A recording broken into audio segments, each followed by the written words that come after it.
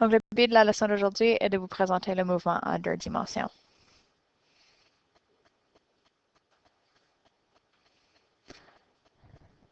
Donc, les vecteurs sont des valeurs constituées d'une grandeur et d'une direction. Un vecteur est représenté par une flèche. Origine, c'est le début de ta flèche. Et la pointe, c'est la fin de ta flèche. Pour indiquer l'angle ou la direction d'un vecteur, on utilise la rose des vents, donc nord, est, sud, ouest.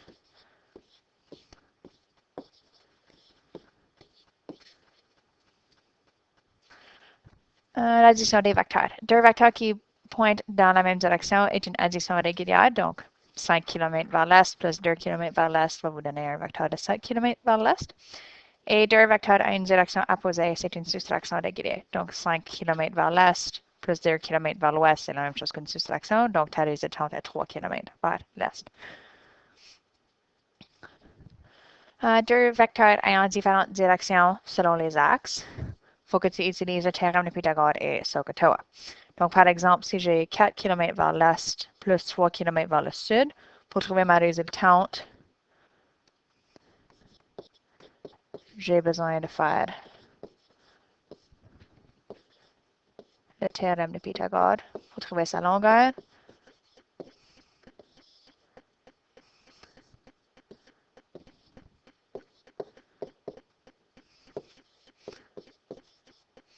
Et ensuite, SOHCAHTOA afin de trouver l'angle.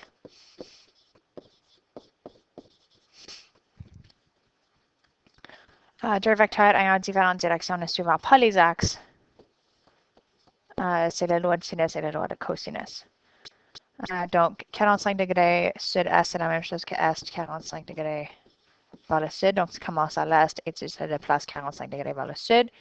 30 degrés sud-est, c'est la même chose que est, 32 degrés sud. Le mouvement uniforme est définitivement le mouvement le plus simple à analyser. Pourtant, c'est beaucoup moins commun que le mouvement non uniforme. Parce qu'aussitôt qu'il y a un changement de direction, le mouvement devient non uniforme, même si la vitesse reste constante. Exemple, un garçon marche 1,7 km vers l'est et 1,2 km vers le sud de chez lui afin de se rendre au centre communautaire lors des journées de pluie. A détermine sa distance totale. Donc, distance totale, ça ne va pas changer. On n'inclut pas les directions. Alors, on additionne tout simplement les deux distances ensemble. Qui va me donner une distance de 2,9 km.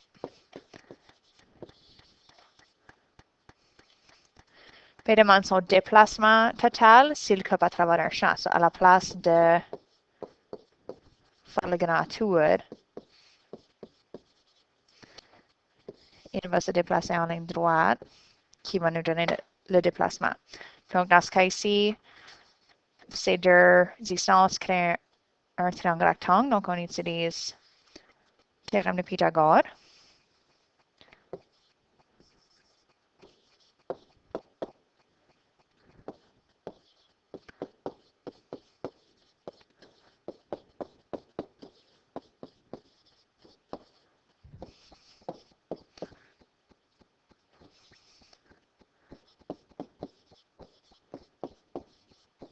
Pour donner notre déplacement de 2,1 km. Mais pour que ta réponse soit complète, ça te prend aussi la direction, donc l'angle. Alors, pour faire ça, on a besoin d'identifier les deux côtés. Donc, le 1,7 km représente l'adjacent du triangle rectangle par rapport à l'angle ici. Et le 1,2 représente l'opposé.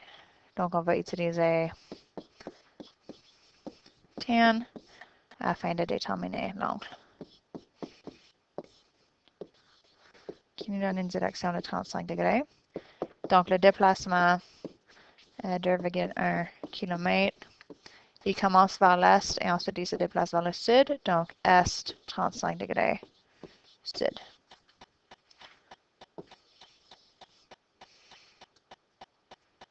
Un cycliste voyage 5 km vers l'est, 4 km vers le sud et 8 km vers l'ouest détermine son déplacement total. Donc, on va faire un schéma pour aider. So, 5 km vers l'est. Ensuite, 4 km vers le sud. Et finalement, 8 km vers l'ouest. Donc, son déplacement va représenter en ligne droite entre le point de départ et le point d'arrivée.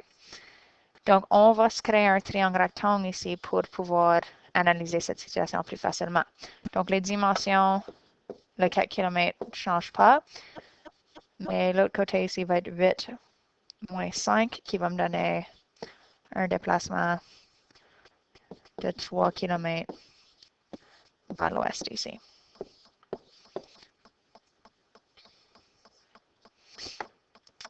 Donc, pour trouver le déplacement, on va commencer avec le théorème de Pythagore pour trouver la grandeur.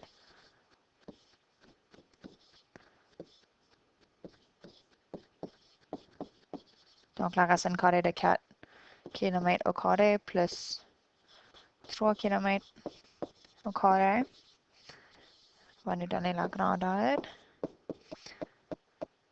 qui est de 5 km. Et ensuite, on a besoin de trouver la direction. Donc, encore une fois, le 3 km représente le côté opposé de l'angle et le 4 km représente le côté adjacent. Donc, on va utiliser tan encore une fois. Le tan de moins 1 de opposé sur l'adjacent va nous donner un angle de 37 degrés. Donc, le déplacement, 5 km sud en premier, ensuite l'angle, ensuite ouest.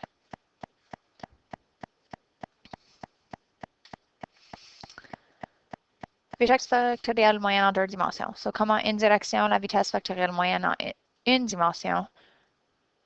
Deux dimensions. La vitesse factorielle moyenne en deux dimensions est le déplacement divisé par le temps. Donc, en deux dimensions, on utilise toujours le déplacement total, qui est ce qu'on a calculé dans les exemples précédents, divisé par le temps total.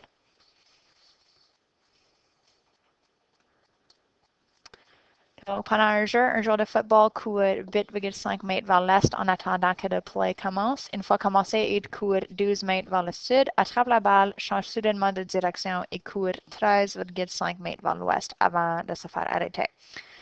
Donc, A nous demande de tracer un diagramme afin de représenter son mouvement. Donc, s'il commence ici, 8,5 mètres vers l'est, 12 mètres vers le sud et 13,5 mètres vers l'ouest. Donc, son déplacement se trouve entre le point de départ et le point d'arrivée. Et on peut ajuster notre triangle rectangle pour faciliter la tâche. Donc, 12,0 mètres ici et 13,5 moins 8,5 donne 5 mètres pour le côté. Et l'angle va se trouver entre ce qui est considéré le mouvement initial et la deuxième tente.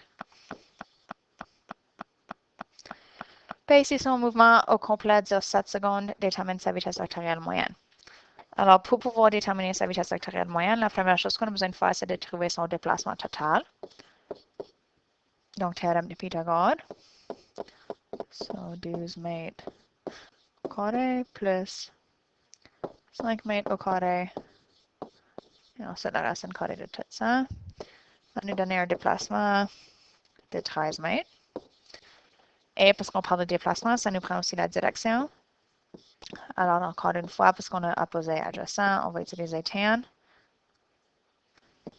Donc, 5 mètres sur 12 mètres, qui va nous donner un angle de 23 degrés.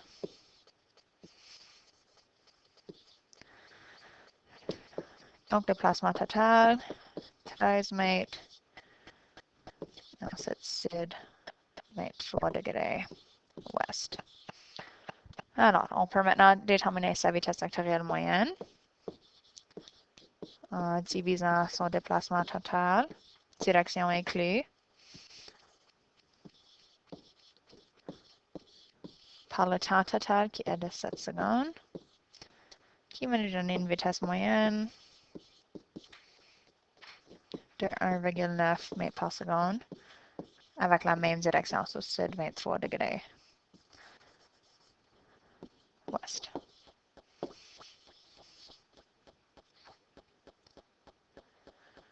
Trois, un élève court autour de la piste circulaire pendant son cours de fitness. La piste mesure 200 mètres. Si l'élève réussit à faire le tour de la piste en 26,0 secondes, détermine 1. Sa vitesse moyenne.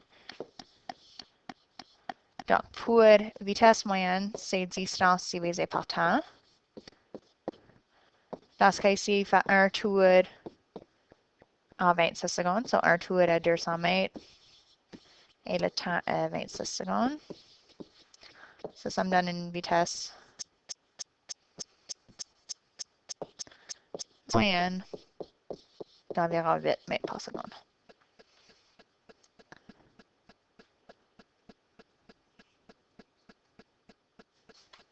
B, détermine sa vitesse vectorielle moyenne. Donc, vitesse vectorielle moyenne, c'est déplacement divisé par le temps. Dans ce cas-ci, il fait le tour d'une piste, donc il revient à son point de départ. Donc, son déplacement est 0 mètres et on peut juste choisir une direction puisqu'il n'y en a pas un donné dans la question. So on va dire ouest. So 26 secondes. Qui me donne une vitesse vectorielle moyenne de 0 mètres par seconde vers l'est. Donc, ceci me fait la leçon pour aujourd'hui. S'il vous plaît, prenez le temps de compléter les questions de pratique autonomes.